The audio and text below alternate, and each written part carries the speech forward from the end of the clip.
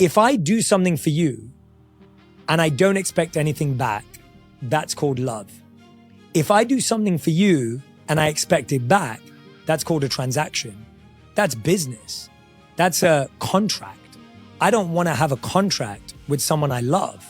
So why would I be measuring them based on how they do the exact same thing back for me? Is intimacy in your marriage, is spicy time in your marriage, is boom boom in your marriage, is it transactional? And if your answer to that is no, or you think it's not, then my question then would be, then why are so many pastors teaching men, teaching wives to perceive it in a transactional manner? Last time I checked, wives are not supposed to be 304s, right?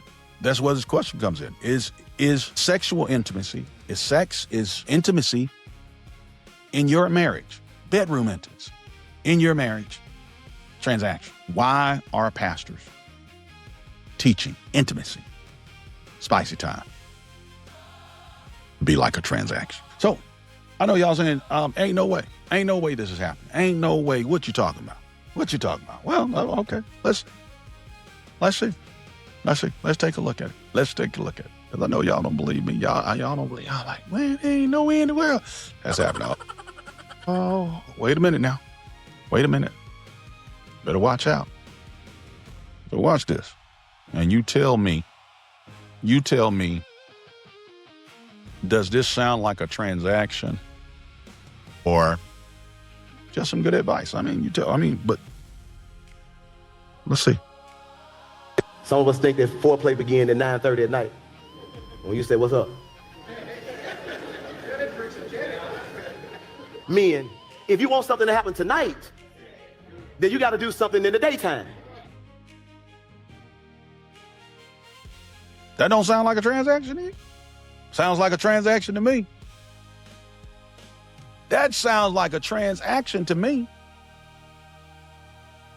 He says, if you want something to happen tonight with your wife, you got to be doing something in the daytime. You got to do something, got to give something, really? Is that what intimacy in a Christian marriage is supposed to be about?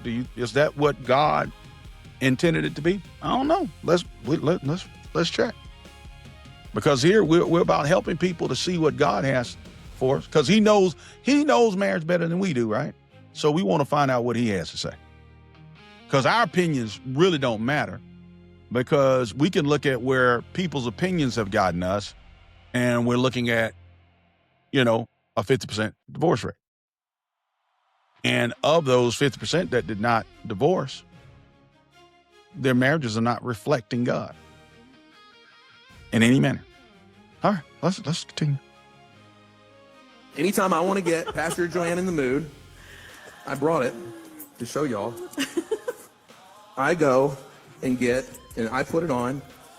It's this really tight, super tight, latex, bright yellow set of gloves. And I get the kitchen sink with the dishes. Acts of service is one of her love languages. So I go to the dishes and I start.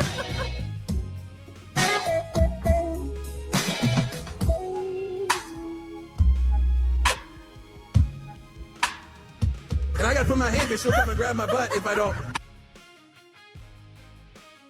That's not transactional? So if I go wash the dishes, then, we can maybe get it on tonight. We can get some intimacy. We can get some boom boom. Okay. Y'all not convinced yet? I'm gonna show you one more. I don't know if y'all convinced yet that these people, that we're making this a transactional thing. I don't believe y'all think so. Let's look at this guy. Let's look at this guy. All right, let's go back. Here we go. What we got? Hey, babe. Just turn you on.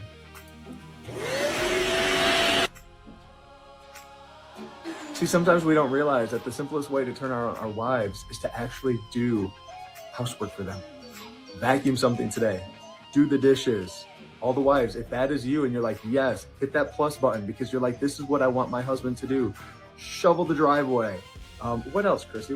Do the laundry. What else? Change a diaper. You know what I tend to do is actually don't change the diaper until I smell something, forgetting that my child still pees in his diaper throughout the day. So husbands, take initiative.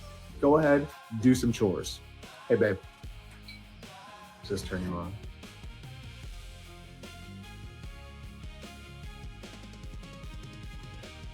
And I think this guy was also a Christian and talking to Christian men as well. I don't know that he's a pastor, but he's putting this out here. Why?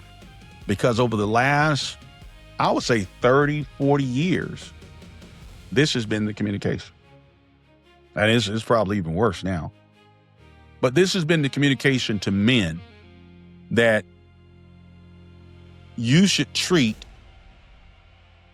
intimacy in your marriage, inside your marriage, like a transaction. And teaching the women, if he don't do this, then you don't give that.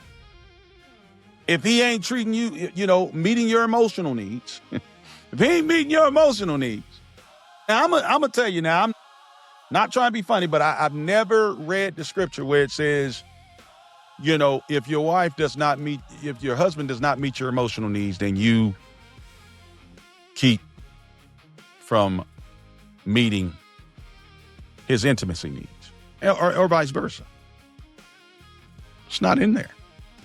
Now, people try to come up with 1 Peter 3:7, but that's not what that's saying. That doesn't say anything about your emotions. But this is what's communicated to people. And this type of communication is ruining marriages because you're making it as a transaction, like somebody's got to do something. They got to give you something. They got to give you some power. Huh? It has to benefit you. Watch this now. It has to benefit you in order for you to allow for intimacy.